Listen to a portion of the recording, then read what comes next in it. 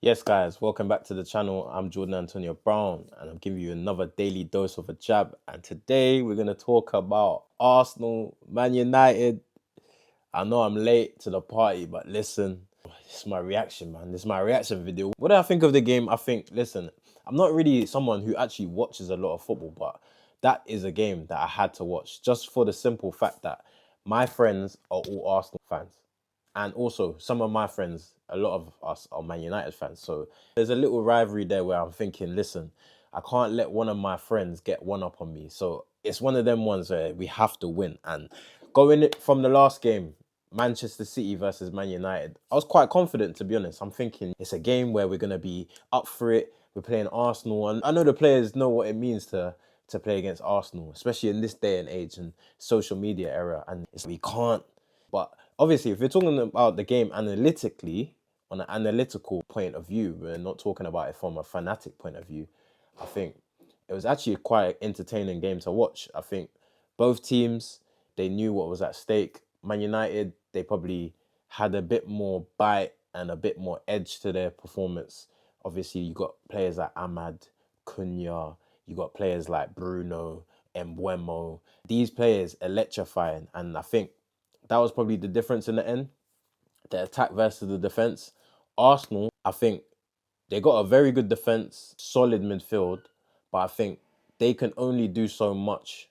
And I think in games where you're pushing and your forwards aren't really producing the magic, I think that's when it's only going to be a matter of time where the other team are going to be going the other way and then your team's going to be under pressure. And it's always psychologically as well. Psychologically, you're thinking, rah, we just can't score. We can't seem to find the back of the net. Obviously, we're talking about from open play here, creating clear-cut chances, right? But when you're thinking like that in the game and then it goes the other way, obviously, then you're under the cosh. You're always probably going to be more hesitant, more edgy, and more. And I'm forgetting as well, Arsenal are top of the league. There's way more at stake in the game when you're top of the league, you're fighting for silverware. It's one of them ones where Man United, one game a week, what have they got to play for? It's not really anything major. Obviously, top four, we want to get top four as a Man United fan speaking. And we're not in the Champions League, got knocked out in the Carabao Cup to Grimsby, which was disastrous. FA Cup to Brighton. These are from two previous managers, but the new manager bounce, it's actually very exciting to see the football they've been playing. Obviously, the formation that they've reverted to, the other formation just clearly, and the system just clearly wasn't working. Not to say that system doesn't work in football, because it definitely does. But I just think with those type of players and those players with those profiles, it was never going to be a match made in heaven. It was always going to be like you're fitting, what do they call it? Square pegs in round holes, something like that. So I think it was always going to go that way. Arsenal, recently they've drawn 2 games out of 3, and they've also lost to Man United recently. Obviously, they won in the Champions League on Wednesday night. But I think, to be honest, what are they missing, man? To be honest, I want to see Eze, man. I'm not gonna lie, I want to see Eze. He's the missing piece that Arsenal need. He's someone that I look at their team, you know what a lot of the players are going to do. And in football, that's very easy to prepare for. If I'm a player, I'm a defender. I'm not even a defender myself, but I like playing against players who are predictable. It doesn't even matter if you're fast or whatever, you're strong. I don't care. As long as I know what you're going to do, then it's cool. Not many players are like Iron Robin, to name a player. I think they got too many players of that ilk of they know what they're gonna do, the opposition, so it's easy to stop. Especially game plans. When you're setting up playing against these type of teams, it's easy to plan when you got these type of players doing the same things. Martinelli, he's gonna just take it down the line. Saka, he's gonna come inside and then try to do a bit, maybe a 1-2 here and there. And credit to Martinelli, he's right-footed. Not a lot of right-footed wingers are gonna go down the line, but I think he hasn't probably got that guile and that elegancy to come inside on his right foot and create something like a shot or a cross. And speaking about Gyökeres, their striker must be so frustrated, making so many runs. He's very busy around the box and he's always waiting for the ball to be served to him. And there's even a clip out there where Saka, doesn't really cross the ball to him. And then I think it's Ben White who ends up getting the ball, and then he scores against Chelsea. That epitomizes probably what the frustration that is going on in his head right now. And I think they got too many players who maybe they're in and out, and you don't know how each other play. I know the team you're playing against, like I said, it's kind of easy to predict how Arsenal are going to play, but the actual team mates themselves. You got to know what your team are going to do. You know what I mean? I think you got to know when the ball gets delivered. I think that is probably the key thing I'm trying to say here.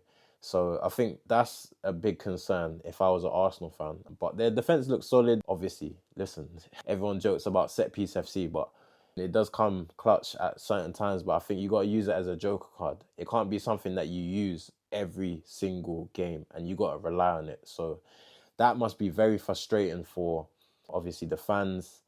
As a manager, Arteta, what would I do if I was him? To be honest, I think you got to look at the midfield. You're not probably going to bring in any... What's the day? 28th, currently recording, 28th of January.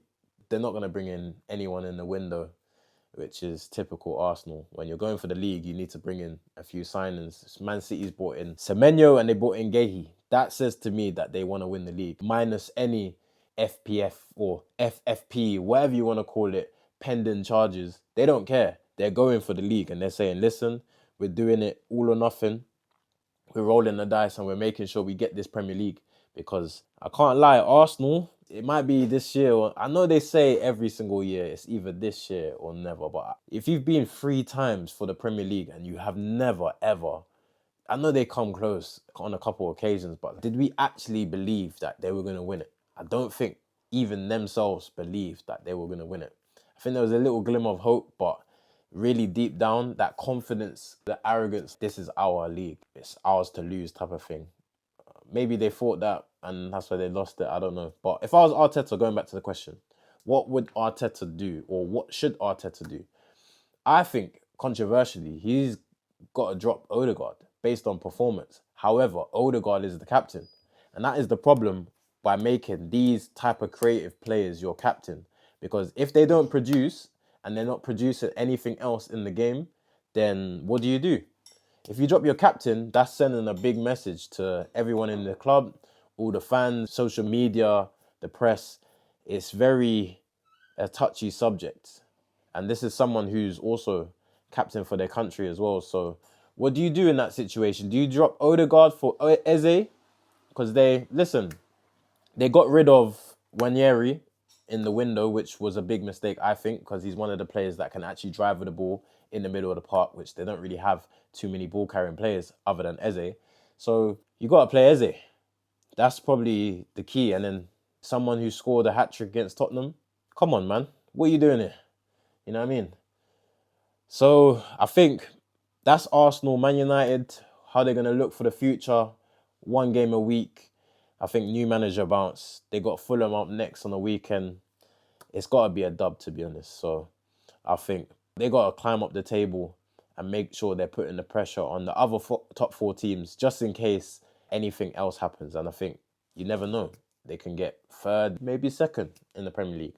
They're not too far off right now. So I think Man United, obviously not getting ahead of themselves. However, just looking at it optically, they're doing very well. And I think they are in the ascendancy for a top 4 charge. So that was your daily dose of a jab. If you like this video, make sure you like it, subscribe, comment down below. Tell me, am I moving mad? Tell me, is my theory of Eze Ødegaard, what do you guys think? Put it down in the comments below. Peace.